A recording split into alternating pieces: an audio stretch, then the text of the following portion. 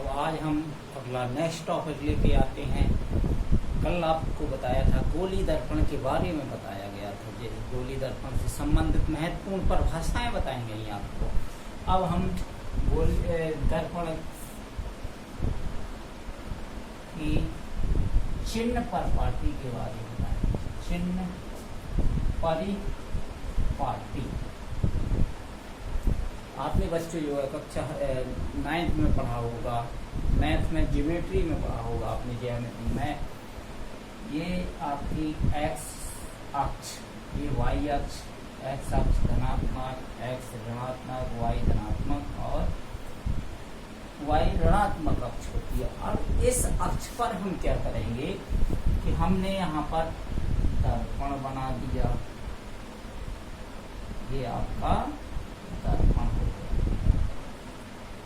इसके बाद ये दर्पण का ये पॉलिश कर दी दर्पण के ऊपर, तो ये आपका अवतल दर्पण हो गया। अब ये आपका ध्रुव हो गया। एक्स एक्सिस पर यहाँ आपको हमने कल बताया था फोकस, ध्रुव से फोकस बिंदु तक की दूरी को फोकस दूरी, फोकस दूरी के बाद आपका वक्रता केंद्र, वक्रता केंद्र हो गया। अब हम यहाँ आपको दर्पण की चिन्ह परिपाटी के बारे में बताते हैं। कहने का मतलब जो हमने बताया था फोकस दूरी, उसको धनात्मक कब लेते हैं, ऋणात्मक कब लेते हैं, ये हमें सब चीजें इस टॉपिक में आपको बताना है। तो ये आपतित किरण की दिशा हो गई, ये यहाँ परावर्तित हुई, ये आपतित किरण और ये परावर्तित।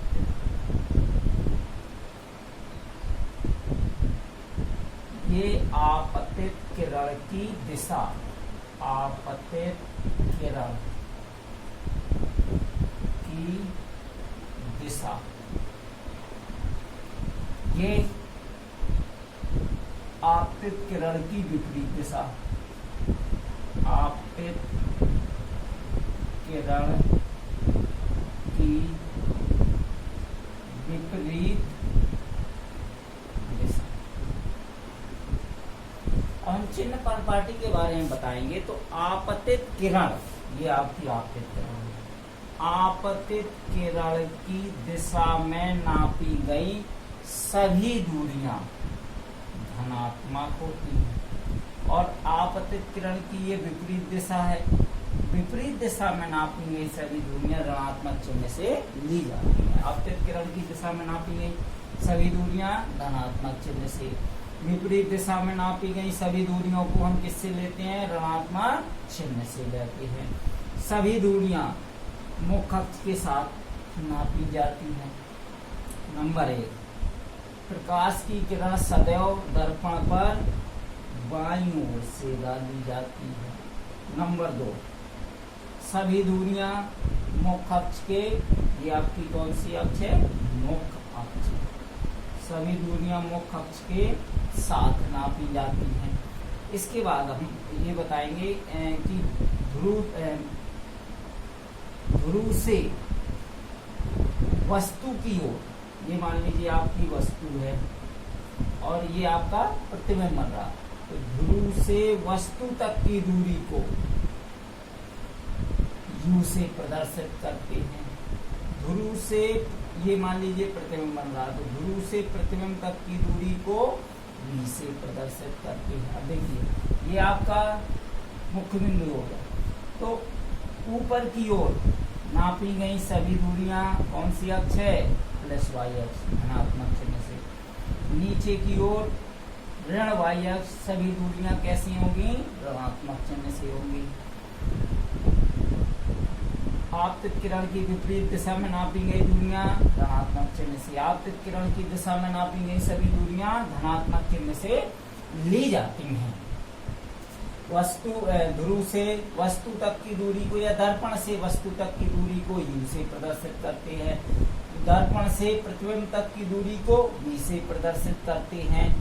अब जैसे ये U है, तो अब देखिए ये आपतित, इस यहाँ से हम U की दूरी नापेंगे तो आपतित किरण की विपरीत दिशा में चल रहा है। जब हम विपरीत दिशा में चलेंगे तो ये किस चिन्ह से आ जाएगी, ऋण चिन्ह से मापी जाएगी।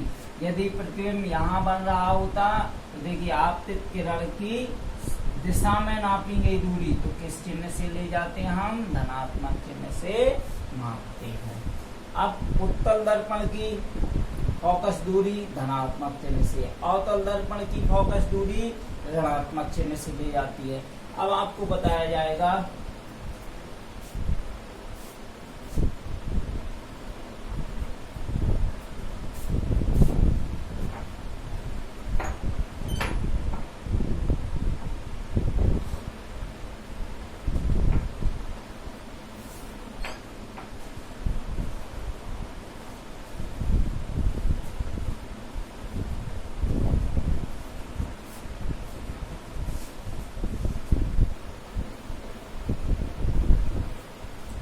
अब कल हमने बताया था वक्रता त्रिज्या रेडियस कर्वेचर आर तथा फोकस दूरी एफ में संबंध।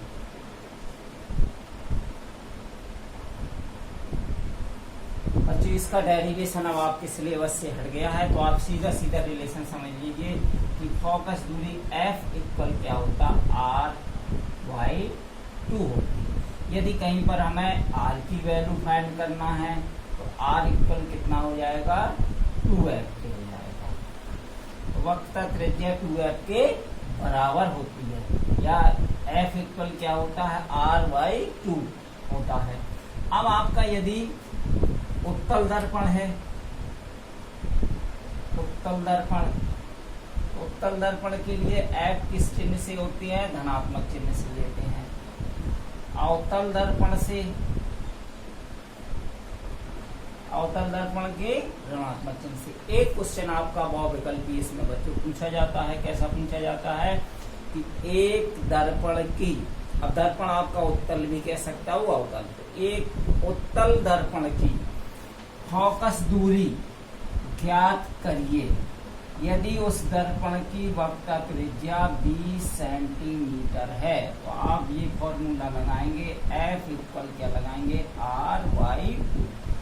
F इक्वल R कितना है 20/2 भाग दीजिए तो कितना आ गया 10 सेंटीमीटर। अब कौन सा दर्पण है, उत्तल दर्पण बोला हमने। जब उत्तल दर्पण बोला तो आपकी धनात्मक चिन्ह से आ जाएगा। यदि यहाँ पर आप गलती ना कर देना, परीक्षा में आपको अगर कह दिया जाए एक अवतल दर्पण की फोकस दूरी इतने सेंटीमीटर